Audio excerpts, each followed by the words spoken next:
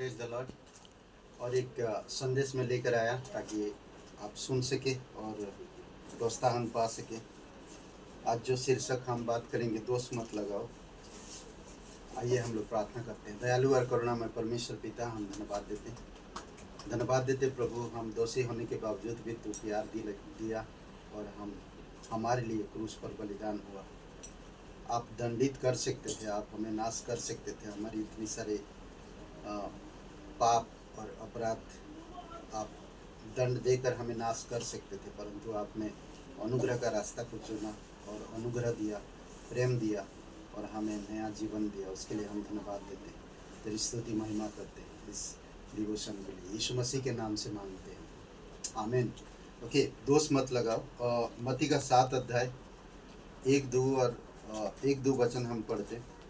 दोष मत लगाओ कि तुम पर भी दोष ना लगाया जाए, क्योंकि जिस प्रकार तुम दोष लगाते हो उसी प्रकार तुम पर भी दोष लगाया जाएगा, और जिस नाप से तुम नापते हो उसी नाप से तुम्हारे लिए भी नापा जाएगा। ओके, दोष हमें नहीं लगाना चाहिए।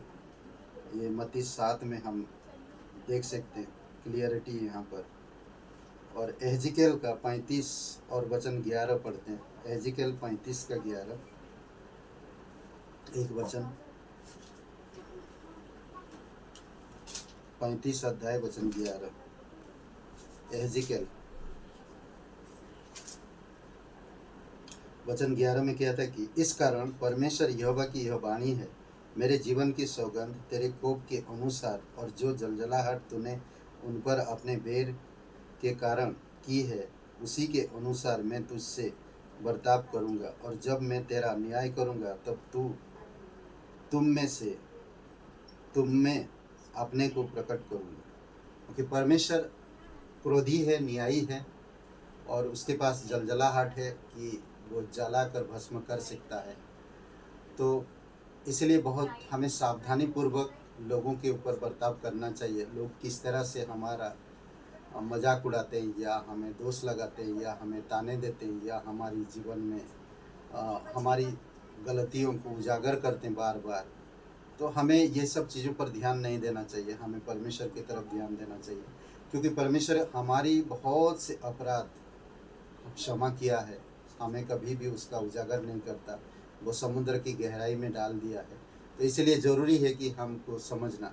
एक कहानी है, एक भरा हुआ बस पहाड़ी के नीचे गिरने ही वाला था, एक पत्थर से अटक गया और उस पर गिरने ही वाला था। और लोगों ने बोला कि तभी लोग सोचा कि हमारे बीच में कोई पापी है, इसी वजह से ये हालत हो रहा, बार बार हमारी जान मुसीबत में जा रहा, कोई तो पापी होगा हमारे बीच में। तो बोले वो जो पेड़ एक है, और बरसात भी हो रहा था और बिजली कड़क रहा था, और सभी लोग निर्णय किया जो पापी हो तो वो पेड़ के पास जाकर उस पेड़ को हाथ लगा के आए, बस में फिर आए। तो बस में सारे लोग थे और सब लोगों ने एक एक करके जाकर वो पेड़ को छू कर आता।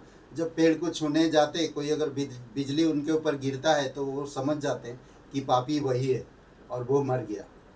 तो ऐसा करके एक करके जाते, पेड़ को छूते और फिर वापस आते। दूसरा कोई जाता, पेड़ को छूता, फिर वापस आता। तीसरा जाता, पेड़ को छूता, फिर वापस आता। ऐसा करते करते करते करते बस के सारे लोगों ने छूकर, पेड़ को छूकर वापस बस में आ गए, और बस अटकी हुई है। और फिर आखिरी में एक बुजुर्ग व्यक्ति है, और वो व्यक्ति के ऊपर सब लोग आरोप लगा रहे, लगता है ये व्यक्ति आखिरी है, सब लोग तो बच गए, किसी के ऊपर बिजली नहीं गिरा, पर ये जो व्यक्ति पापी है और इसी के ऊपर बिजली गिरेगा। और वो धीरे धीरे कांपते हुए, सब लोग उसके तरफ दोष लगा रहे, डरते हुए वो गया और वो पेड़ को छुआ। जैसे ही पेड़ को छुआ, वैसे बिजली की गड़गड़ाहट आवाज आया और बिजली कड़का बहुत तेज। फिर सब लोगों ने बोला कि देखा, वो खत्म हो गया, और वो बिजली बस के ऊपर गिरा।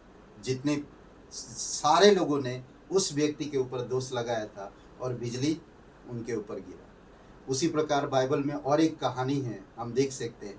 पूरे समाज के लोग एक औरत को, व्यभिचारिणी औरत को ऊपर दोष लगाया था, पर यीशु ने किसी का पक्ष नहीं लिया। यीशु ने सच्चा न्याय किया। यीशु आपसे और मुझसे बहुत प्यार करता है। आपको मुझे नरक से, पापों से बचाया है और हमें छुड़ाया है, हमारी हर एक गुनाह को, अपराधों को माफ़ किया है। आज हमें परमेश्वर के वचन को ध्यान देना है, नया जीवन में बढ़ना है, परमेश्वर की स्वभाव लाना है, उसके गुण में बढ़ना है। हमें किसी पर, कैसा भी इंसान क्यों ना हो, दोष नहीं लगाना चाहिए, कभी भी नहीं। अगर वो गलती भी आपने देखा है, गलती किया, तब भी उसकी गलती को उजागर मत करिए। परमेश्वर का वचन कहता कि हर एक अपराध प्रेम से ढांक देता है। परमेश्वर ने हमारी बहुत प्रेम को ढांक दिया। वो हमें दोष लगा सकता था, वो हमारी तरफ उंगली उठा सकता था, परंतु ऐसा नहीं किया।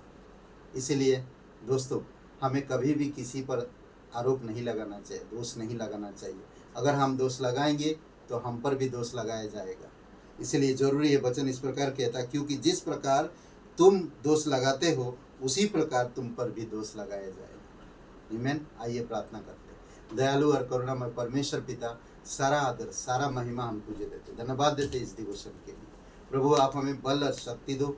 किसी की गलतियों को देखने के बाद हमें उन्हें क्षमा करे, उन्हें प्रेम करे और तेरे अनुग्रह में फिर से उनको जागरूक करे। पिता, आप हमें इस प्रकार की हृदय दीजिए प्रभु। आपकी प्रेम में, आपके वचन में, आपके सिद्धांतों में, आपके स्वभाव में हमें बढ़ने में मदद करिए पिता। कभी भी हम किसी भी इंसान की गलतियों को उजागर ना करें प्रभु यीशु। आप मदद करो, आप सहायता करो पिता। हमें बल दो प्रभु यीशु, ताकि हम क्षमा कर सके, हम प्रेम दिखा सके, हम प्रेम से उनको कवर कर सके प्रभु यीशु। आप मदद करो। धन्यवाद देते, तेरी स्तुति महिमा करते, यीशु मसीह के नाम से मांगते हैं, आमीन। आप देखेंगे, और एक मैं उदाहरण अभी याद आया मुझे, जब G20 का उद्घाटन हुआ इंडिया के अंदर, तो आप दिल्ली के अंदर जब देखेंगे, दिल्ली के अंदर क्या हुआ था। दिल्ली के अंदर जितने भी झोपड़ापट्टी, नाला, गड्ढर या जो भी सब था, वो सब ढांक दिए थे। एक ऐसे चीज़ों से ढांके थे, बड़े बड़े बैनर लगा के ढांक दिए थे, ताकि बाहर से जो भी लोग आएंगे वो गंदगी को देख ना सके। कई बार हाँ पर में इसी प्रकार से सजा सकते हैं। परमेश्वर आपको प्रेम दिया, बहुतायत का प्रेम, बहुतायत का अनुग्रह, बहुतायत का क्षमा। तो हमें इन सब चीज़ों को, उनकी गंदगी को ढांक सकते हैं, उनकी गलतियों को ढांक सकते हैं, उनसे उनको हम कवरिंग कर सकते हैं। आमीन। लाइक करिए, कमेंट करिए, शेयर करिए। बहुत बहुत धन्यवाद।